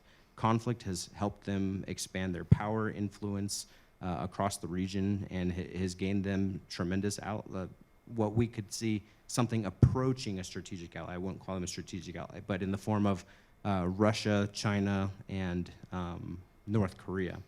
We are within the world of global power competition right now, and the Islamic Republic of Iran maintains a very prominent position within that global power competition by pitting itself against the United States. But wherever the United States is, they will strive to counter the United States' political influence, wherever that is, be it in Europe or in the Middle East. Okay, can you bear with me for 2 more minutes? I just have a little story. I always tell this to my students, and I see my students, some of my students are here, so I'm sorry if this is redundancy for you. You know, before the First World War, we didn't have any intergovernmental organization. The First World War occurred, lasted for 4 years, and when it was over, United States decided to take an assertive kind of international role. So President Woodrow Wilson, because before that it was isolation, President Woodrow Wilson traveled to Paris because there was this conference to settle the war, and he delivered what is known in academia as a 14-point speech, where he mentioned different 14 principles for international relations or international politics. And one of them was the right of self-determination, and another one was to establish a world government organization, which really happened with a Paris of the League of Nations officially in 1920. However, United States didn't join, even though the main idea was United States, but the Congress did not ratify, did not accept the president's proposal because, you know, they thought that maybe it's not the time to get involved in European affairs. And time went on, and there was an agreement written in the charter, actually they did call it Covenant of the League of Nations, that we have a collective security. If a single leader is to violate the collective security we have, we are going to punish the aggressor. In 1938, Hitler was in power. He did invade Czechoslovakia. That was a very clear violation of international law and of the covenant. France was very highly alarmed. United States wanted to take a side, and many European leaders started to think maybe this is the time to implement the covenant. However, there was a guy by the name of Chamberlain, happened to be the prime minister in the United Kingdom, and he said, no, I have a brilliant idea. Instead of punishing Hitler, we have to turn a blind eye just for Czechoslovakia, and hopefully it will be okay. He did travel to Munich, as the Germans call it, München, in 1938, together with the leader of France, and then they met with Hitler, and they were able to approach an agreement. And the agreement, and this is not a rumor, we have the archives. And the agreement was, okay, we will allow you to have Czechoslovakia, however, you have to promise us that you're not going to take any more European lands, you're not to take any further. Hitler said, sure. Chamberlain went back home in London, celebrated that he was genius because he was able to avoid a second World War. And you know what happened later. Hitler decided that this is actually an invitation for him to keep going.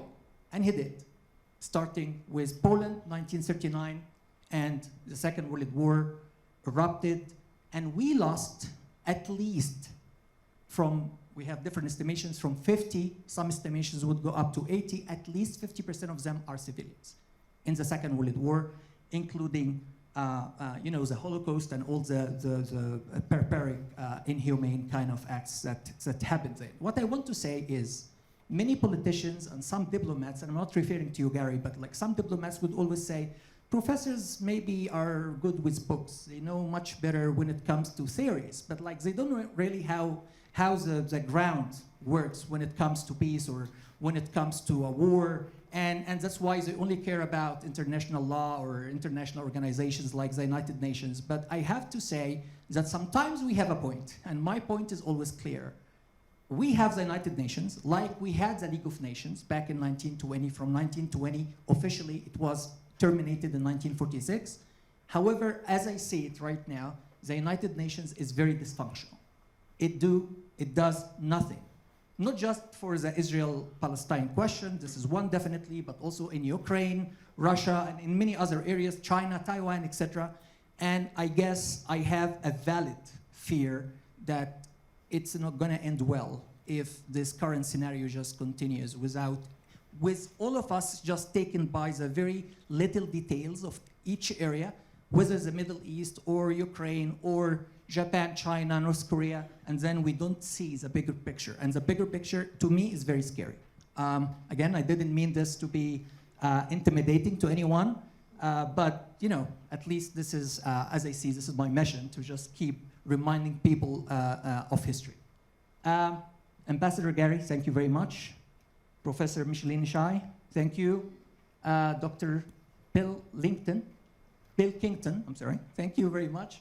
Thanks Reza and Zaria and Elise and Connor and Jake, and thank you very much for, not just for coming, but actually for being very respectful and for paying attention to our discussion. And definitely, I would love also to thank Professor Adam Rovner and the Center for Judaic Studies for sponsoring this event again. Thank you very much, and don't forget October 16 event. Thank you.